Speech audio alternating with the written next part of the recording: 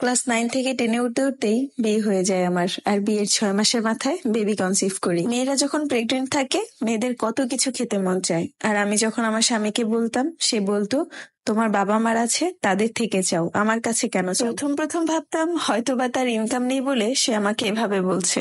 2021 সালে আলহামদুলিল্লাহ ছেলে সন্তানের মা হলাম। বাচ্চা হওয়ার পর তার আরো কিছু কিছু চেঞ্জ দেখি। এখানে বলে রাখি, আমি কিন্তু আমার বিয়ের পর থেকেই আমি আমাদের বাড়িতে থাকি, মানে আমার বাবা মার বাসায় থাকি। রোজার ঈদ বা কোরবানির ঈদ কিংবা কোনো অনুষ্ঠান হলে একদিনের জন্য দাওয়াত দিয়ে নিয়ে যেত আমার শ্বশুর বাড়িতে। যাই হোক, মেন টপিকে আসি।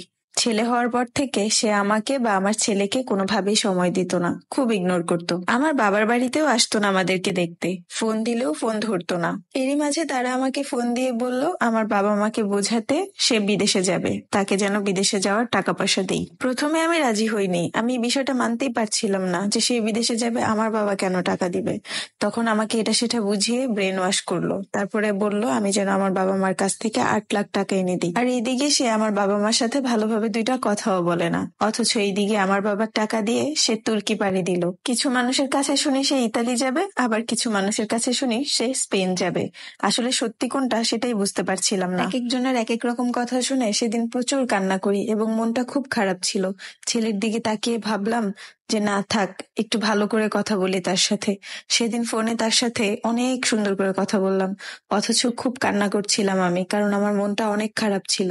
সে আমাকে বারবার মিথ্যা বলে যাচ্ছিল। একটা বারের জন্য তাকে বুঝতে দিই নেই যে সে যা বলছে তার সত্যিটা সবকিছুই আমি জানি। তারপর থেকে শুরু হলো তার আরো ছলনা। নতুন টাকার মুখ দেখে বারবার আমাকে বলে আমি বিজি, আমার সাথে কথা বলে না, অবহেলা করে, ফোন করে না, বাচ্চার জন্য টাকা পয়সাও বিদেশ থেকে পাঠায় না। যতটুকুই কথা হতো সেটার মধ্যে ঝগড়াই থাকতো। তার অবহেলায় আমি অতিষ্ঠ হয়ে উঠছিলাম। 2023 সাল থেকে সে আমাদেরকে কিছু কিছু টাকা দেওয়া শুরু করে। ওর মধ্যেও 1 মাস টাকা দিলে 2 মাস 3 মাস দিত না, এভাবে দিত। টাকা দিলেও দিত মাত্র 5,000 টাকা করে, অথচ তার বেতন ছিল 1 লাখের উপরে, এটাও আমি জানতাম। সেই আমার সাথে নিজ থেকে ঝগড়া করত এবং আমার বাবা মা আর তার বাবা মার কাছে বুঝাতো আমি তাকে বিরক্ত করি, আমি তাকে কাজে মনোযোগ দিতে দিই না, আমাকে সবার কাছে খারাপ বানাতো। তাও কিছু বলতাম না, চুপচাপ সহ্য করতাম। প্রতি মাসের 26 তারিখ আর 27 তারিখ হলেই সে আমার সাথে ঝগড়া করে ফোন বন্ধ করে রাখতো, যেন আমাকে টাকা না দেওয়া লাগে। এটাও আমি বুঝতাম। আবার সে আমাকে এটাও বলতো 2 মাস 3 মাস কাজ নাই, টাকা পয়সা কিভাবে পাঠাবো। এই সমস্ত মিথ্যা কথা আমি তার বিশ্বাস করে বসে থাকতাম। তারপর আমার আব্বু আম্মু ওকে বোঝালো। প্রথম প্রথম ভালো থাকলেও মাসের শেষের দিকে একই কাজ করতো, ঝগড়া করে ফোন বন্ধ করে রাখতো, ওই যে টাকা যেন দিতে না হয়। এখানে বলে রাখি, আমার 3টা ভাসুর আছে আর আমার স্বামী, মোট 4 ভাই এরা। আমার সাথে কিছু হলেই আমার 3 ভাসুর, আমার শ্বশুর শাশুড়ি আর ভাসুরের বউদের কাছে আমার নামে বিচার দিত। অনেক অপমান করতো সবার সামনে, অবহেলা করতো, মুখে যা আসতো তাই বলতো। সবার সামনে একটুকু মানিজ্যত আমার রাখতো না। আমার ছেলের বয়স যখন 3 বছর, তখন আমি তাকে জানাই বাড়িতে ওঠার কথা, মানে আমার শ্বশুর বাড়িতে।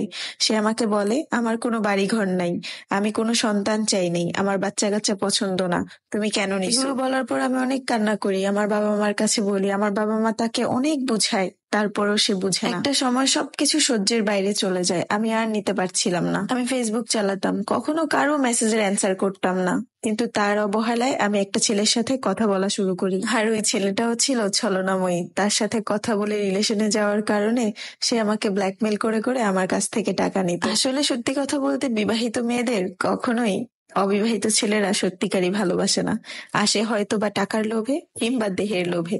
আমার কাছে এসেছিল টাকার লোভে। এমন বিশ্বাসঘাতক ছলনাময় ছেলে যেন কখনো কোনো মেয়ের জীবনে না আসে। এখন সিদ্ধান্ত নিলাম নিজের জীবন নিজে একাই চালাবো, ছেলেকে বুকে আগলে ধরে। স্বামীকেও ডিভোর্স দিয়ে দিব, কারণ সব ছেলেরা এক। এখন অনেকেই বলবেন আমার স্বামীকে আমি কেন ডিভোর্স দিব। ডিভোর্স দেওয়ার কারণ অনেক আছে, কয়টা বলবো আপুরা বলেন?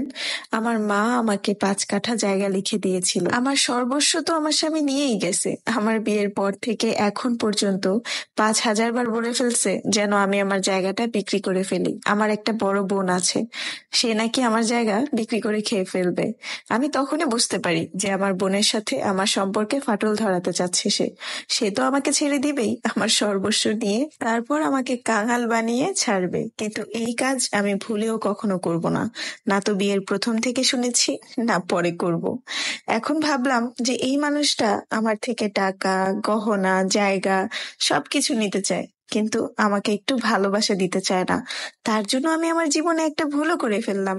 একটা ছেলের সাথে ফোনে কথা বলে ব্ল্যাকমেলের শিকার হলাম। ভাগ্যিস এই ঝামেলা থেকে মুক্তি পাইছি। আমি অনেক আপুদের উদ্দেশ্যে একটা কথাই বলবো, বিয়ে করার আগে যাচাই বাছাই করে করুন। কারণ একটা ভুল মানুষ আপনার জীবনে আসলে জীবনটাকে তছনছ করে দিবে। আর বিয়ের পরে কোনো মেয়েরই আপন কেউ আর থাকে না, সবাই আস্তে আস্তে পর হয়ে যায়। এখন আমার ছেলেটাকে নিয়ে আমি একা বাঁচার চিন্তা ভাবনা করতেছি। হয়তোবা আর কখনো কাউকে বিশ্বাস করতে পারবো না, তবে হ্যাঁ এতটুকু বলতে পারি, একটা ডিভোর্সি মেয়ের কোথাও জায়গা হয় না।